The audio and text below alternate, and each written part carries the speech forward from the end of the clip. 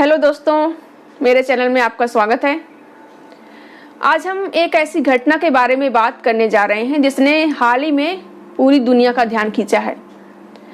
आप लोगों ने सुना होगा कि म्यांमार और थाईलैंड में कितना भयानक भूकंप आया है।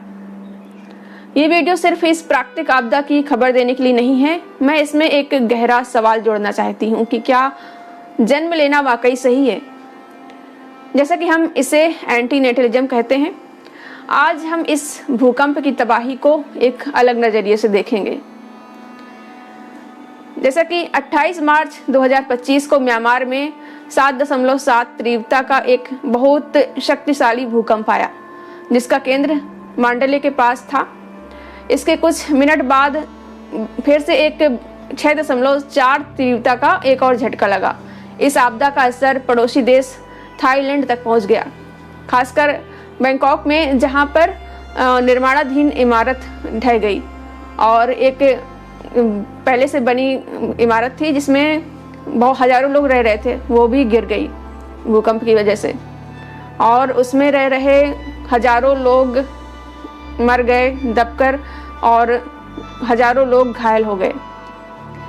खबर के मुताबिक म्यांमार में अब तक 1600 से ज़्यादा लोग मारे गए हैं और थाईलैंड में भी बहुत सारे लोगों की मौत हुई है और हजारों लोग, लाखों लोग घायल हैं और बहुत सारे लोग, सैकड़ों लोग लापता हैं। अनगिनत घर, पुल और इमारतें मलबे में बदल गए हैं। सोचिए, एक पल में सब कुछ खत्म हो गया। लोग अपने रोजमर्रा के काम कर रहे थे, कोई ऑफिस में था, कोई घर पर, कोई बाजार में, और अचानक कुछ सेकंड के झटकों ने उनकी पूरी दुनिया को उजाड़ दिया। ये सिर्फ खबर नहीं है, ये उस पीड़ा की कहानी है जो इन लोगों ने झेली।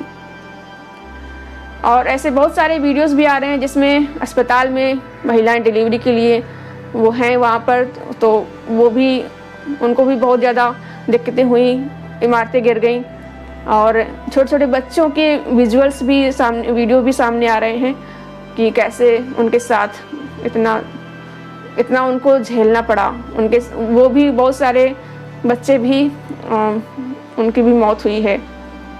अब आप सोच रहे होंगे कि मैं इस तबाही को एंटीनेटलिज्म से क्यों जोड़ रही हूँ। तो पहले ये समझते हैं कि एंटीनेटलिज्म क्या है। जो नए लोग हैं, जो इस चैनल में नए हैं, उनके लिए बता दूं कि एंटीनेटलिज्म एक दर्शन है, फिलॉसफी है, जो कहता है कि बच्चे को जन्म देना नैतिक रूप से गलत है, क्योंकि हर इंसान के जीवन में दुख और पीड़ा अनिवार्य है। अगर कोई पैदा ही नहीं होता तो उसे ना खुशी की ज़रूरत पड़ती, ना दुख सहना पड़ता। एंटीनेटलिज्म का तर्क है कि जीवन में सुख से ज़्यादा दुख है, और जब हम किसी को जन्म देते हैं तो हम उसे बिना उसकी सहमति के इस दुख भरी दुनिया में लाते हैं। और अब इस जैसा कि भूकंप को ही देख लीजिए, क्या उन लोगों ने ये पीड़ा चुनी थी? क्या उन्होंने ऐसा सोचा था कि उनके साथ भूकंप से हादसा हो जाएगा? नहीं, फिर भी उन्हें ये सब सहना पड़ा, उनके बच्चों को सहना पड़ा। छोटे छोटे बच्चे भूकंप से मारे गए। म्यांमार और थाईलैंड में जो हुआ वो एक प्राकृतिक आपदा है, लेकिन इसमें इंसानों का भी हाथ है कि वो पृथ्वी का इतना दोहन कर रहे हैं, फिर भी इसे कोई रोक नहीं सकता। लेकिन एंटीनेटलिज्म कहता है कि अगर ये लोग पैदा ही न हुए होते तो उन्हें ये दुख भी न झेलना पड़ता। सोचिए, माता पिता अपने बच्चों को प्यार से बड़ा करते हैं, उन्हें सपनों की दुनिया दिखाते हैं, लेकिन फिर एक दिन एक ऐसा बड़ा भूकंप आता है और सब कुछ छीन लेता है। क्या ये वाकई निष्पक्ष है?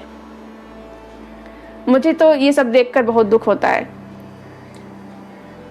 बैंकॉक में एक बहुत बड़ी इमारत ढह गई, कई मंजिला की, जिसमें बहुत सारे मजदूर काम कर रहे थे। म्यांमार में मठ और पुल तबाह हो गए। बहुत सारे बौद्ध भिक्षुओं की तस्वीरें आ रही हैं जो मृतक हैं, घायल हैं। इन सब लोगों ने बहुत मेहनत की थी, परिवार के लिए बहुत कुछ बनाया था, देश के लिए, लेकिन प्रकृति ने सब कुछ सेकंड में नष्ट कर दिया। इसलिए एंटीनेटलिस्ट लोग कहते हैं कि ये दुख इसलिए हुआ क्योंकि ये लोग इस दुनिया में थे। अगर वो ना होते तो उन्हें ये दर्द झेलना ना पड़ता, ये दर्द सहना ना पड़ता, ना उनके परिवार को ये नुकसान उठाना पड़ता। आप क्या सोचते हैं? क्या ऐसे दुख जो प्राकृतिक आपदाओं से आते हैं, इनको टाला जा सकता है? मुझे तो नहीं लगता, ये नामुमकिन है। अब बात सिर्फ भूकंप की नहीं है, जीवन में और भी बहुत सारे दुख हैं, जैसे गरीबी, बीमारी, युद्ध, रिश्ते, टूटे रिश्ते और तमाम तरह की समस्याएं हैं समाज में, इतने क्राइम्स हैं। म्यांमार में गृह युद्ध पहले से ही लोगों की ज़िंदगी मुश्किल बना रहा था और अब ये भूकंप आ गया। तो इस पर एंटी नेटलिज्म पूछता है कि क्या हमें अपने बच्चों को ऐसी दुनिया में लाना चाहिए जहां ऐसी आपदाएं इंतजार कर रही हों? अब कुछ लोग कह सकते हैं कि जीवन में सुख भी तो है, प्यार, दोस्ती, सफलता, ये सब है, लेकिन हम एंटी नेटलिस्ट कहते हैं कि सुख अस्थायी है और दुख स्थायी। और इस भूकंप ने भी ये साबित कर दिया कि 1 मिनट में जो खुशियाँ बरसों में बनाई गई थी वो मलबे में दफन हो गई। अब ये भी है कि अब हर सिक्के में 2 पहलू होते हैं। कुछ लोग कह सकते हैं कि एंटी नेटलिज्म बहुत नकारात्मक है। इस पर मैंने वीडियो ऑलरेडी बनाया हुआ है कि एंटी नेटलिज्म नकारात्मक है या सकारात्मक, और कभी कभी नकारात्मक, कुछ चीज़ों में नकारात्मक होना क्यों ज़रूरी है। आप चाहें तो प्लेलिस्ट में जाकर देख सकते हैं। लोग कहते हैं कि जीवन में भी तो उम्मीद है, जैसे भारत ने इस आपदा में म्यांमार को 15 टन राहत सामग्री भेजी, टेंट, कंबल, दवाइयाँ भेजी हैं। NDRF की टीम वहाँ पर मदद कर रही है, जो कि ये दिखाता है कि इंसानियत अभी बाकी है। लेकिन एंटी नेटलिस्ट कहते हैं कि ये मदद सिर्फ दुख को कम करती है, खत्म नहीं करती, जो कि बिल्कुल सच है। दुख थोड़ा कम हो सकता है लेकिन खत्म नहीं हो सकता। फिर भी ये सवाल बना रहता है कि क्या हम अगली पीढ़ी को ऐसी दुनिया में लाना चाहते हैं जहां भूकंप जैसी आपदाएं और उससे भी बदतर चीज़ें उनकी ज़िंदगी को तबाह कर सकती हैं। सबको पता है कि कितना क्राइम हो रहा है इस दुनिया में, कितनी बीमारियां, बाढ़, तूफान और न जाने क्या क्या। ग्लोबल वार्मिंग, गर्मी से लोगों की जान चली जाती है। तो म्यांमार और थाईलैंड का ये भूकंप सिर्फ खबर नहीं है, ये हमें सोचने पर मजबूर करता है कि जीवन क्या है और क्या ये वाकई जीने के लायक है, जन्म देने के लायक है किसी नए बच्चे को। एंटी नेटलिज्म कहता है कि जन्म न देना ही सबसे अच्छा है। और इस पर आप क्या सोचते हैं, कमेंट में अपनी राय ज़रूर बताएं। और अगर आपको ये वीडियो पसंद आया हो तो लाइक करें, चैनल को सब्सक्राइब ना किया हो तो सब्सक्राइब करें और बेल आइकन दबाना न भूलें। अगली बार फिर मिलते हैं एक नए वीडियो में। तब तक अपने आसपास की दुनिया को थोड़ा गौर से देखें। नमस्ते।